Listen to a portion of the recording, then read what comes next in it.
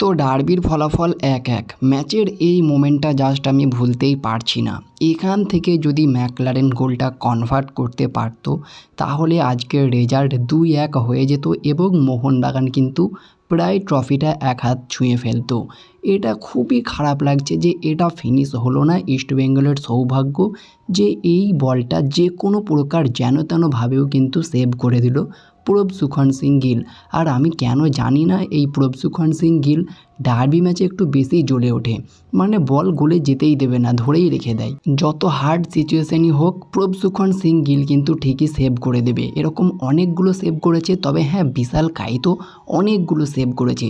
ইস্টবেঙ্গল তো মোহনবাগানের তুলনায় দুটো ওপেন চান্স ক্রিয়েট করেছিল, একটা বিপিন সিং এবং একটা অ্যান্টন সোয়েবার্গ। দুজনেই কিন্তু 1:1 চান্স ক্রিয়েট করে ফেলেছিল, বিশাল কাইতকে বিট করতে পারেনি। বিপিন সিং আলবার্তো রড্রিগেজের গায়ে মারে আর অ্যান্টন সোয়েবার্গের পায়ের কাছে গিয়ে বলটা জাস্ট ক্যারি করে নেয় বিশাল কাইত। এক্ষেত্রে ভালোভাবে বাঁচিয়ে দেয়, তবে ফাইনালি 84 মিনিটের মাথায় মিগুয়েলের একটা দুরন্ত পাস থেকে এডমুন্ড লালডিনটিকা তিনি কিন্তু গোল করে দেয় এবং এখান থেকেই সেলিব্রেশন কিন্তু শুরু হয়ে গিয়েছিল। ধরা হচ্ছিল ইস্টবেঙ্গল ম্যাচটা জিতেই গিয়েছে এবং হয়তো তারা চ্যাম্পিয়ন হয়ে যাবে।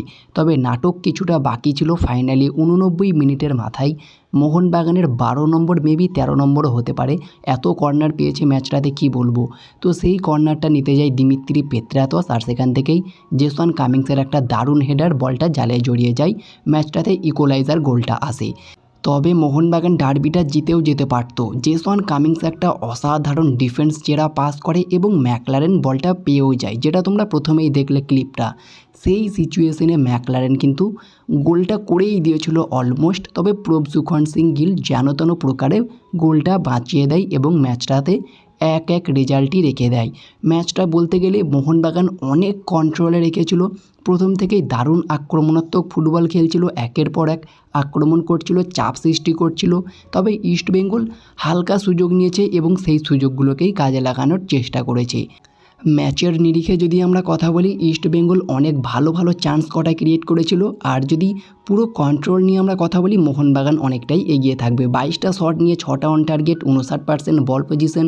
ইস্টবেঙ্গল 15টা শট নিয়ে 4টে অন টার্গেট, 41% বল পজিশন। আর কর্নার তো হিউজ পেয়েছে মোহনবাগান, কি বললাম তোমাদেরকে, 12 থেকে 13টা হবে মেবি। আর ইস্টবেঙ্গল সেভাবে খুব বেশি কর্নার পায়নি। তো সব মিলিয়ে ডার্বিটা কিন্তু ড্র হলো, যার ফলে কিন্তু চ্যাম্পিয়নশিপের লড়াইয়ে এখনও কোনো দল এগিয়ে থাকলো না। তবে খাতায় কলমে ইস্টবেঙ্গল এগিয়ে থাকছে, কারণ তারা গোল ডিফারেন্সে অনেকটাই এগিয়ে আছে। মোহনবাগান ইস্টবেঙ্গলের দুটো টিমেরই পয়েন্ট 23। তবে মুম্বাই পাঞ্জাব এই দুটো টিমের কাছেও কিন্তু অপরচুনিটি থাকছে চ্যাম্পিয়ন হওয়ার। পরের ম্যাচ মোহনবাগানের কিন্তু দিল্লি স্পোর্টিং ক্লাবের সঙ্গে রয়েছে, ইস্টবেঙ্গলের ইন্টারকাসের সঙ্গে রয়েছে।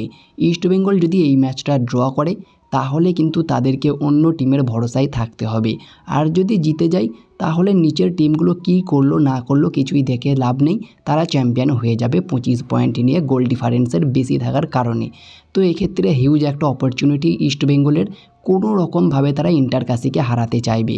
আর মোহনবাগান অবশ্যই তারা পরের ম্যাচটা জিতলেও চ্যাম্পিয়ন হতে পারবে না, গোল ডিফারেন্সের কারণে পিছিয়ে পড়বে ইস্টবেঙ্গলের কাছে। অর্থাৎ ইস্টবেঙ্গল যেন পরের ম্যাচটা হারে বা ড্র করে সেদিকেই তাকিয়ে থাকতে হবে মোহনবাগানকেও। এবং তারা যদি পরের ম্যাচটা দিল্লি স্পোর্টিং ক্লাবকে হারিয়ে দেয় তাহলে তারা চ্যাম্পিয়ন হতে পারবে। তো দেখা যাক, পরের ম্যাচগুলো খুবই ভাইটাল ম্যাচ দুটো টিমের জন্যই। তবে পাঞ্জাব মুম্বাই দুটো টিমই কিন্তু পিছনে রয়েছে, তারাও কিন্তু চ্যাম্পিয়নশিপের লড়াইয়ে রয়েছে। তো দেখা যাক পরবর্তী ম্যাচগুলোতে কি হয়। আর মোহনবাগানের পরবর্তী ম্যাচ নিয়ে কথা বললে, Mohun Bagan super giant versus sporting club Delhi. ম্যাচটি অনুষ্ঠিত হবে 21শে মে বৃহস্পতিবার সন্ধ্যে 7:30 থেকে মোহনবাগানের home ground Salt Lake stadium Vivekananda যুব ভারতী ক্রীড়াঙ্গনে। আর এই ম্যাচটা জিতলে মোহনবাগান কিন্তু চ্যাম্পিয়নশিপের লড়াইয়ে অবশ্যই তো থাকবেই। তবে ইস্টবেঙ্গলের এই একই দিনে একটা ম্যাচ রয়েছে ইন্টারকাসির সঙ্গে, সেই ম্যাচটা হবে কিশোর ভারতী ক্রীড়াঙ্গনে। তো সেই ম্যাচটা যদি ইস্টবেঙ্গল ড্র করে বা হেরে যায় তাহলেই মোহনবাগানের কাছে একটা বড় অপরচুনিটি থাকবে, না হলে গোল ডিফারেন্সের কারণে পিছিয়ে পড়বে মোহনবাগান। তো দেখা যাক কোন টিম চ্যাম্পিয়ন হয়। পাশাপাশি আরও একটা খবর নিয়ে যদি আমরা কথা বলি, অবশ্যই তোমরা জানো মোহামেডান এসসি ডেলিগেটেড হতে চলেছে বা হয়ে গিয়েছে অলমোস্ট।